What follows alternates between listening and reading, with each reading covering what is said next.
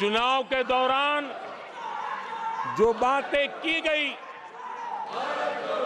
राज्यों में, उनके राज्यों में जिस प्रकार से आर्थिक कदम ये उठा रहे हैं, ये वो रास्ता आर्थिक अराजकता की तरफ देश को घसीटने वाला है।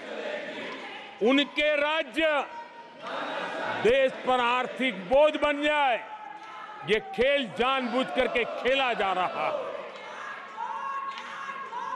मंचों से साफ साफ घोषणा की गई, अगर इनके मन का परिणाम नहीं आया, 4 जून को देश में आग लगा दी जाएगी, लोग इकट्ठे होंगे, अराजकता फैलाएंगे। ये अधिकृत रूप से आह्वान किए गए, ये अराजकता फैलाना इनका मकसद है। भारत की लोकतांत्रिक प्रक्रिया को सवालों के घेरे में लाकर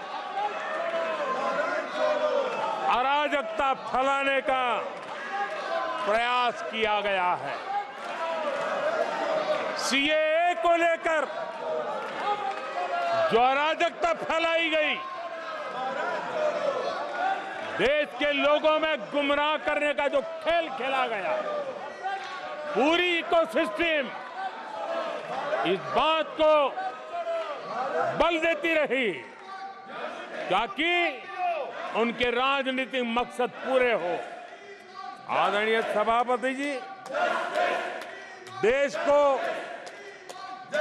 दंगों में झोंकने के भी कुत्सित प्रयास पूरे देश ने देखे हैं।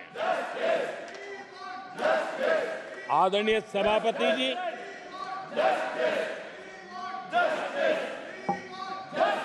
आजकल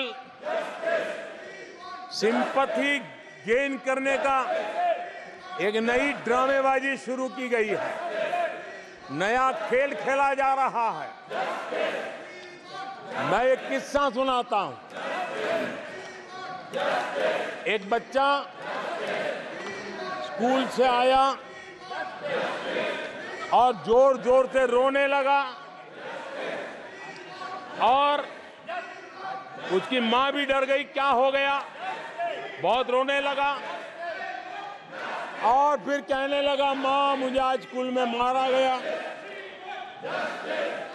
आज स्कूल में मुझे उसने मारा, आज स्कूल में मुझे इसने मारा, और जोरों जोरों से रोने लगा। मां परेशान हो गई। उसने उसे पूछा कि बेटा बात क्या थी, लेकिन वो बता नहीं रहा था, बस रो रहा था, मुझे मारा मुझे मारा।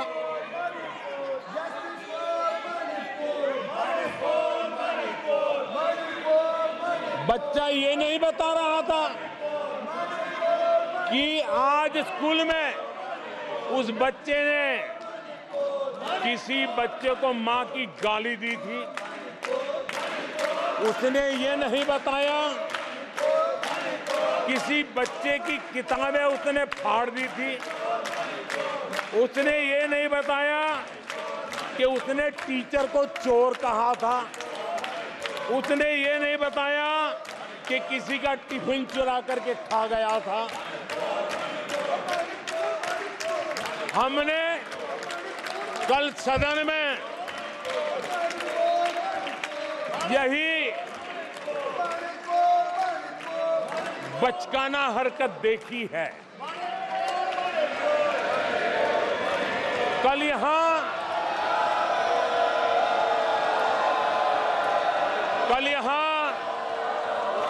बालक बुद्धि का विलाप चल रहा था। मुझे मारा गया, मुझे इसने मारा, मुझे उसने मारा, मुझे यहां मारा, मुझे वहां मारा, ये चल रहा था। आदरणीय सभापति जी, सिंपैथी हासिल करने के लिए ये नया ड्रामा चलाया गया है, लेकिन देश ये सच्चाई जानते हैं कि ये हजारों करोड़ रुपए उसकी हेराफेरी के मामले में जमानत पर बाहर है।